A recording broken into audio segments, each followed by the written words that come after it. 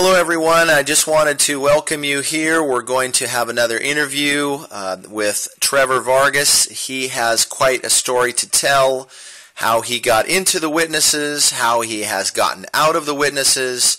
And first of all, Trever, I'd just like to thank you for doing the interview this morning and talking with us. I appreciate the opportunity to tell my story. I'm looking forward to it. Well, we are too. So, I mean, first of all, you were raised around the witnesses, raised as a Jehovah's Witness, and what was the background there with your family and your upbringing? Well, I'm a third generation as raised as a Jehovah's Witness. The beginning parts of my years, I can't say that we were really strong in the truth, especially when we lived in Colorado and California. I guess you could consider us, we always claimed to be witnesses, but we didn't. We were kind of known as the submarine surfacers. You know, we'd come around when the circuit overseer came, go to the meetings for a little bit, then we'd disappear for a while. And that was kind of, for the most part, how that happened for most of my life, till about 13 or 14 is when that happened. And then we moved to California. California, we really didn't do much there. We'd go to the meetings. My dad worked all the time. He very rarely went to the meetings because he was always late. And then we moved to Bend, Oregon. And that's where I kind of say that's where we started to become very, very involved with the organization. Okay. All right. Interesting. So you find yourself in Oregon. You're, growing up. You're a teenager now, and then so you started to get more active, and you started to, carry the microphones and things like that. When did you get baptized? Well, I was baptized September 1st of 1991. The thing that kind of got me motivated to do more in the truth is a story in itself. There was a young brother in the congregation by the name of Jonathan, who was a very zealous young man. And being that I was taken out of school, the only person that I was able to associate was this young man. And he started getting me motivated to do more in the organization, going to the meetings. He was the prime example of a young brother in the congregation. He was already baptized. He was doing the mics. He had a lot of the privileges. And so I started taking a better interest. I was the one that made sure that we got to the meetings and all that type of stuff. From there, I was baptized, like I said, in September of 91, and it just progressed from there. And we started going, as soon as I was baptized, I immediately went into auxiliary pioneering. At the age of 17, I was made a Ministerial Servant, and then shortly after that, I went to Bethel for 2 years, in 96 to 97 is when I was in Bethel. I served at the 2530 building. When I first got there, I was assigned to housekeeping, and then I was one of the few brothers. They liked me very well, and I immediately went to night watchman, which generally they want you to be there at least a year before they put you as a night watchman. But I was a night watchman very soon after I was assigned to housekeeping. Okay, all right. So you were in Brooklyn then, and what were those years again? It was 96 through 97. Okay, all right. I was there from 88 to late 90, so a little bit before you, and I was in the home also. So you find yourself at Bethel. You're a night watchman. You're walking all around at night and doing various duties. What were your impressions? Because I'm assuming you were a true believer back at this point in time. Oh, yes. So what were your impressions of going to God's house, Bethel? I think one of the biggest things that I remember sticking out of my mind is it was not what I expected. There were just so many little things that were like, wow, I didn't expect this. One of the things that stick out of mind is I remember my home or my overseer for the cleaning department. We had a new brother that had came in, and this new brother, he was a true believer, studied all the time. And one of the other brothers they were doing a cleaning job, and he hurt himself, and he cussed. And he was just so offended that this brother cussed. And I remember him going to the home overseer, and the home overseer in front of everybody turned at him and said, well, tell me what the hell he said. And it was kind of interesting. And he was trying to make the point to him that everybody was imperfect. You can't, get over all these things. It's just something that you have to let go. But it was just, in front of everybody, it was a very, it was like, wow, I didn't expect him to react like that. So that was one of the stories that sticks out in my mind.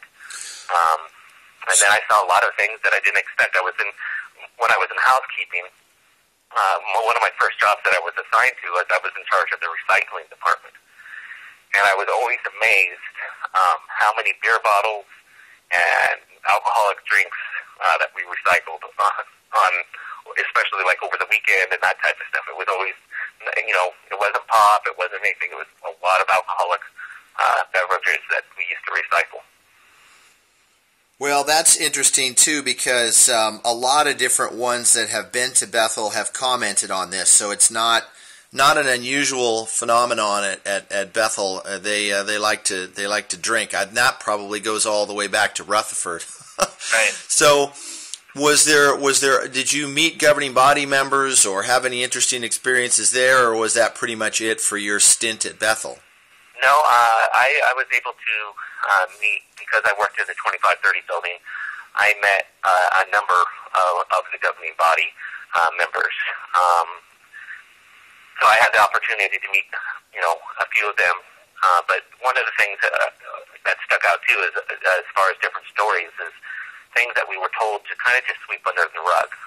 And what I mean about that, I was working one day. I got a page, and it was one of my good friends that was in my congregation. My congregation was out in the Bronx, and we had just gone to the meeting the night before. And the next morning, he paged me, and he says, "Hey, Trevor," and I said, "What's going on?" He goes, "Hey, I'm leaving." I said, "What do you mean you're leaving?" He goes, "Well, I'm leaving Bethel." And I said, "When are you leaving?" He goes, "Right now." So he was kicked out of Bethel for some reason. To this day, I don't know why. It was about a month and a half later, that my overseer, David was his name, he was a very high person in the factory building. He said, "Hey, just to let you know, Jason has gone missing. We think he's on his way here. If he tries to contact you, please let us know right away. We're really concerned about him." So, we hadn't heard from him. A couple weeks later, we were on our way up to the circuit assembly, and we were driving. It was David and his wife, and me and another Bethelite. And he says, "I need to tell you guys something." And we said, "What?" They said that they found Jason, that he had committed suicide up in the woods. And there was no explanation. And he says, "We really don't want to talk about it too much. The congregation's going to hear about it, but, let's, we don't want to really discuss why he left Bethel or anything like that." Because the congregation, too, was, really concerned, because he didn't even get to say goodbye to the congregation. He just left one day and nobody knew about it. So that was a big story for me as well. And also, two of my best friends also committed adultery right there in Bethel, and so 4 people left Bethel for that reason as well. And we were always told not to talk about it, to kind of keep it quiet. Yeah, keep it within the family. That's right. That's right. I remember that. But so that's extraordinary. There's the high-profile one of that brother jumping out of the window some years back. But here was a Bethelite that committed suicide that you knew. Several of them, you say, got kicked out for messing around or whatnot. I suppose that's just human nature. But the idea is that you're at God's house and all of this, right. and this kind of behavior you would think would not be as common. But right. Okay, so so after these things happened, at that point were you like, okay, I need to go back home, or did you, in my case, I I met a girl and I wanted to get married, and that's why I left Bethel. So what was your circumstances in leaving then? Well, here's the funny thing. I've never told even my family this. But what started me really wanting to come home was I had a housekeeper that working the night shift. I was supposed to be out of my bedroom during the day so that she could clean my room. I was supposed to be out of there for an hour once a week and then a half an hour another part of the week. Right. And I remember coming home, and it was way past the time that I was supposed to be home, so that I could go to bed and get ready to go to work that night. And I came home, and I see this housekeeper right across from my room on the phone, but I hear my phone ringing. And I go into my room, and there's like 5 housekeepers in my room. And my housekeeper was showing off. My parents had sent me this phone. It was a whale, and it sounded like a whale. But it was like they were in my room. They were in my, messing with my stuff, and I didn't like that. And I told her later that day that I didn't appreciate, you showing off my stuff. I mean, it was simple because you don't have privacy at Bethel. And that's one of the things that you just don't have. And from that day forward, she didn't like me. And I remember she used to get the home overseer on me all the time. I left a sock out one day. And, of course, I went to work after morning worship. And, they made a big deal about me leaving a sock out. And then I dropped a bottle of perfume, cologne, and it broke in the sink. And she called the home overseer and saying that I sprayed too much perfume. So the home overseer started just kind of riding me over little small things like that. And then when I was on night crew, a lot of times I would eat in my bedroom. And I was starting to get little spots of stuff that I would drop on the floor. Well, I remember I told my mom, could you send me a rug so that if I do spill something, that it would be easier to clean up. So she sent me out this rug. And about, I want to say it was 3 or 4 months later, I had the home overseer meet with my work overseer, and he was like, "You didn't ask for this rug to come into the into the house. You have to ask permission for you to bring in this rug." And I said, "Well, the reason I brought it in is because you were upset about some of the stains that were happening on the carpet." And he goes, "Well, it doesn't matter." He goes, "I want you to get rid of the rug. You cannot keep it. It's messing up the carpet." And he made me get rid of that rug. And he was just the most unkind person, and he always started to ride me. And so when that started to happen, I was like, you know what, I just need to get out of here. And so that's what made me put in my notice. I wasn't, at the time, I didn't really want to leave, but just because of the way he was treating me, and I knew that it wasn't going to stop, I decided to go ahead and leave Bethel at that point. Yeah, well, I certainly couldn't blame you. I mean, it's such a controlling atmosphere, and you have all these little tin gods that want to, put down their little feet and influence and exercise power over others. It's just ridiculous. All right, so you left Bethel, got married, and lived happily ever after, or what? Well, I left Bethel. When I left Bethel, I still wanted to stay in the full-time work. So when I went to Montana, I immediately signed up to continue regular pioneering, which I did. Shortly, about a year later, is when I was introduced to my wife. We got married, and her and I continued to regular pioneer with each other for about 3 years. We moved from Montana back to Pennsylvania, and where we continued to stay in the full-time work for a period of time. And then because of finances and that type of stuff, I stopped pioneering. She continued to pioneer for a little bit. And then just, again, during finances, she had to end up quitting her job, and she started to work. And then she started to go through part-time school, and I helped put her through to become an RN. And so she went to school to become an RN. And then she's in that sense, and I worked as a paramedic for during that time. So that's how we did, and we continued to go to the meetings faithfully. I continued to serve as a ministerial servant.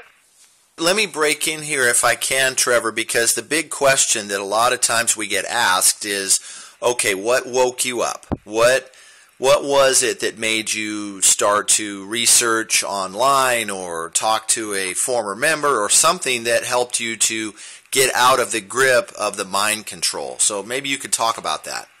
Well, for me, personally, I think there was always little things that I saw that were on the back of my mind that really bothered me. You know, of course, the experiences that I mentioned there at Bethel, and just over the years, the attitudes of the people in the organization, are not all of them, but, you know, you were seeing a lot of different attitudes within the organization that had changed over the years. I think one of the biggest things that always bothered me was the September 2007 Kingdom Ministry, where it basically told you, you know, don't read the Bible together in groups, that if you're going to read the Bible, that you have to use the Watchtower publication and help you to understand the Bible. And that just never made sense to me. It was like, okay, the Bible is God's Word. You know, why do we need, you know, somebody else to say, you know, teach us the Bible? You know, Jesus said, come to me. And, you know, and that just kind of bothered me. But I just kind of let it go and just passed over it. As far as, like, the attitudes that I saw over the years, I think a lot of it happened at the district conventions, like things that bothered me. You know, being active like I was in there, I was, and being that I worked for an ambulance service, I was always asked to be in the first aid department and to help out there. And things that bothered me there was the organization always wanted you to be there to help the brothers and sisters, but only enough to, you know, like medically, only enough, like you could hand out a Band-Aid and stuff like that. But what the organization doesn't realize that having a license like we did, if we don't help a brother and sister, like, you know, like for one example, we had a sister that was a diabetic, and I immediately knew that she was having problems. I said, we need to get her to the hospital now. And it was this whole thing of jumping through hoops in order to call the ambulance. Well, she can't answer the question herself. She wanted to go to the hospital because at this time she was already deteriorated to where she wasn't making sense. She was mumbling. I said, no, we got to get her to the hospital. Yeah, so she was in an altered state. They were like, oh, well, we got to find a family member to make sure it's okay. And it was like, no, we need to do this. I finally convinced them to go ahead and make the call, but it was like this big old ordeal of trying to get somebody's permission to send her to the hospital when I'm licensed and taking care of situations like this. But they're like, oh, well, the society doesn't want you to do that. Well, what the society doesn't realize is it's my certifications that's online. You know, that, okay, well, they're not going to get in trouble if something happens, but the person that's going to get in trouble is the person who has that license because they weren't doing their job. And that would be you. That would be me. Right. Yeah. And so that's one of the things that working in first aid, and I saw that pretty much almost every year a situation like that came up. Certain overseers, you know, every year you had a different overseer in that department. And some of them were great. You know, they were like, oh, I'm glad you're here. And then there's others. There's one brother that I remember, and, you know, I worked with him a couple times, and he was straight by the book. And he was not kind. It was just like, man, I just don't understand, you know, how it's more concerned about being by the book than caring about a fellow human being or a fellow brother and sister at this point. You're more worried about, you know, possible lawsuits or possible this or possible that. Trever, what you're talking about is a systemic problem that permeates, you know, the witness lifestyle.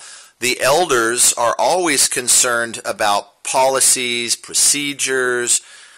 It was that way when I was at Bethel as well. They were way more concerned with all their policies and procedures than they were with people. And then even Ray Franz wrote about that in Crisis of Conscience. So you can go back way, way, way back. You can look at all these different examples, and you can reach a conclusion that this is a problem that is like I said, permeates the organization of Jehovah's Witnesses, and that's sad. So let's jump forward a little bit more then. You're having difficulties dealing with these procedural things in first aid. all these little alarms maybe are going off in your mind. So what was the kind of the pivotal moment when you had enough? What did you do? Well, me and my wife had talked about little things over the years. She always said that I was the first, and I agree. You know, if she was too tired, I'd say, oh, don't worry about going to the meetings tonight. You know, it got to the point to where I was really getting tired. You know, I wanted to be an elder, and I just wasn't. I had gone to the elders to ask, you know, what I needed to do to become an elder, because I had been a ministerial servant for so many years. I wasn't getting answers. Nobody was wanting to help. And I always felt, man, you know, our congregation was a congregation that was full of nepotism. And then the biggest thing was with the district convention, where they started talking about the organization as being our mother, and using that scripture there in Psalms.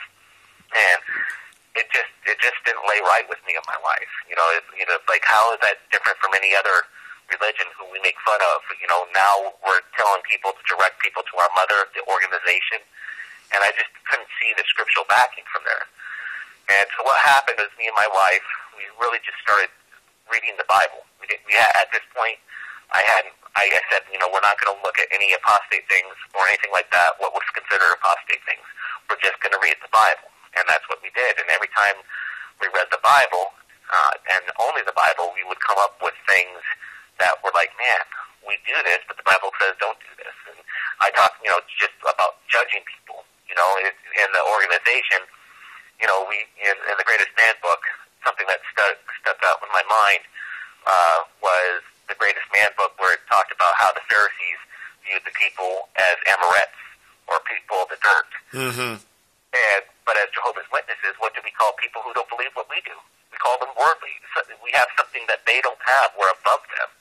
And regardless of what you want to say, I brought that up with the 10-minute conversation that I had with my dad. He says that's not what it is. He goes, that doesn't put people down. But to me, it is. It's a title. It's definitely putting people down. You know, when you consider somebody as worldly in the organization, you view them as basically dying at Armageddon.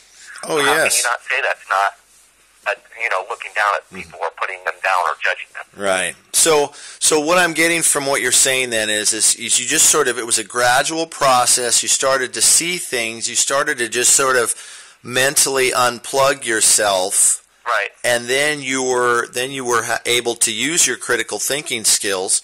Okay, so to go forward then, you stopped going to the meetings how long ago? Are you It's been about a year. To get to that again, just to do this real fast, is I remember we were considering moving to Montana again, because finances were where we were. The area was just not very good economically.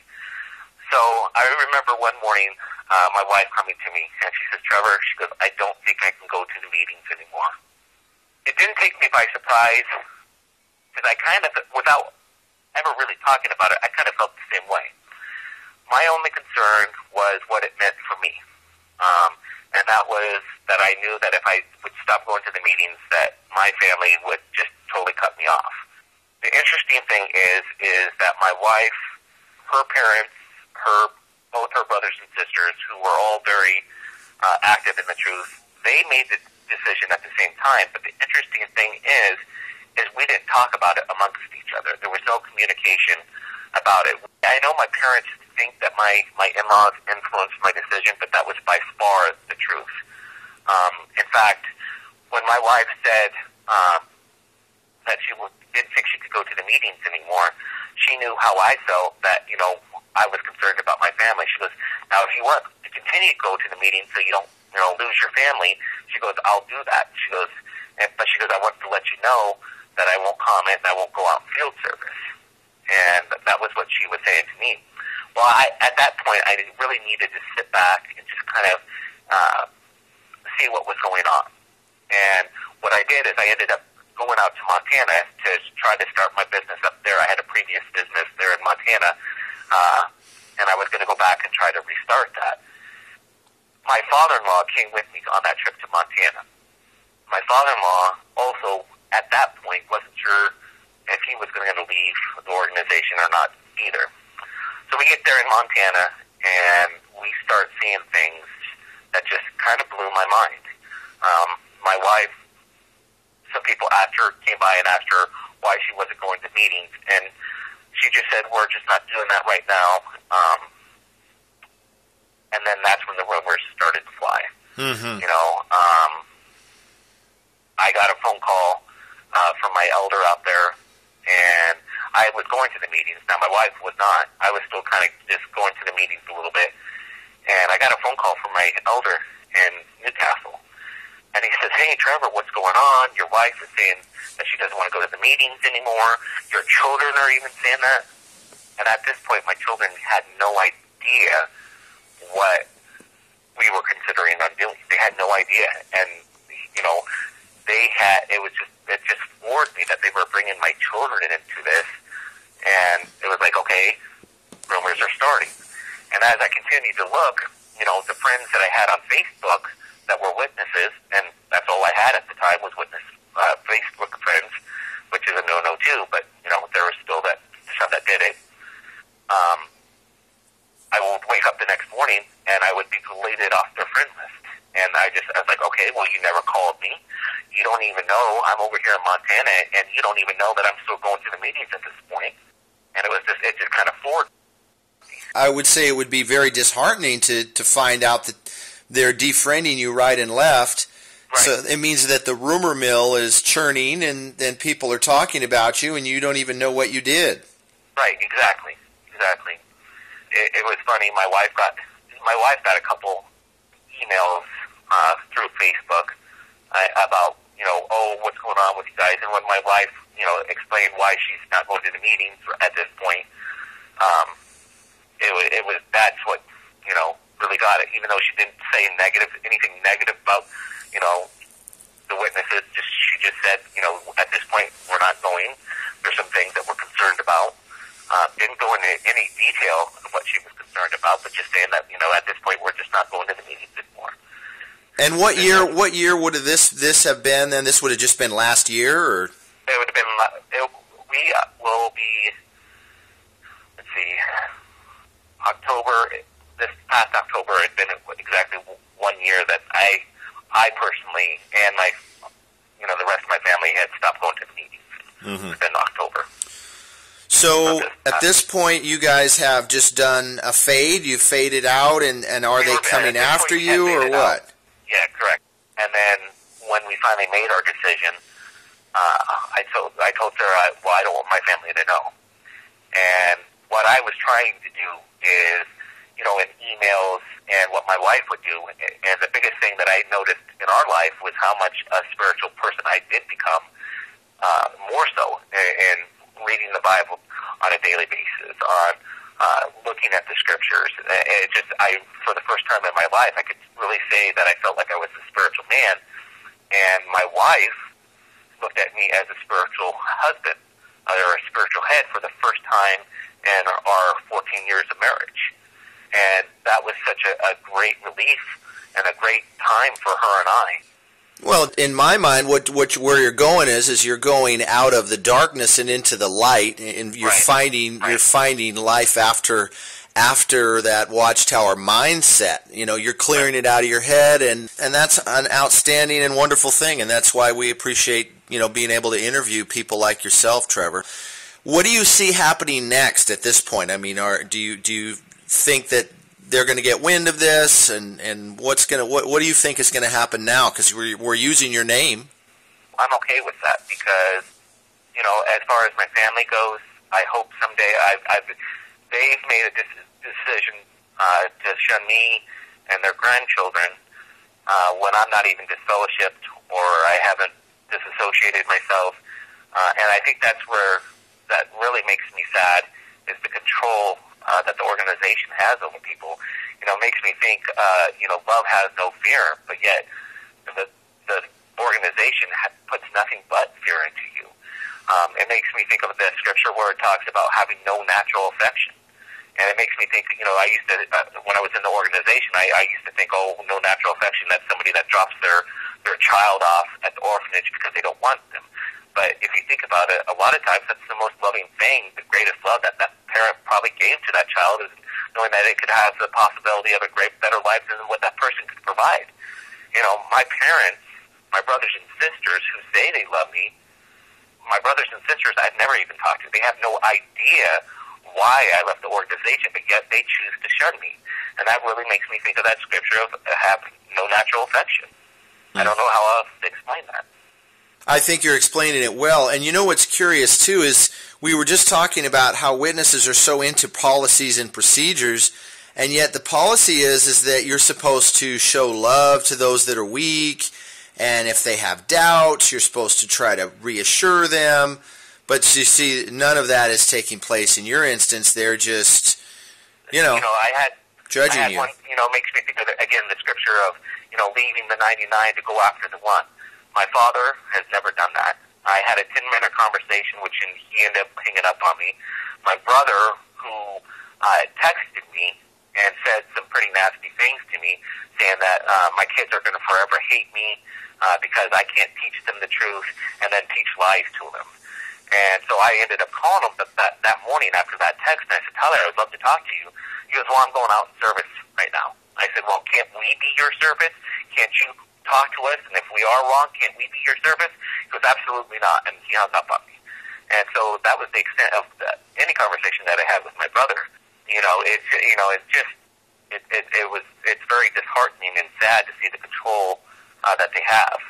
That they claim that the organization claims they don't have any control over people, but it's such a repetition that the society, not too long ago, I think it was on their website, they talked about shunning people, and the society can pretty much make their hands clean because they've got it such instilled into people that really it's not the organizations that's making the decision, it's the congregation and the fear of the publisher, the elder, or the regular pioneer.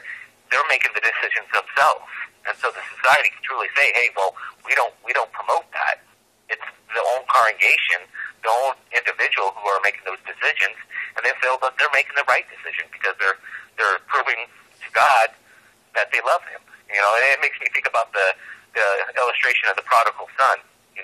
This is one thing that I appreciated was. The illustration, it was immediate forgiveness with him. That he came back and his dad welcomed him back and gave him the very best right away.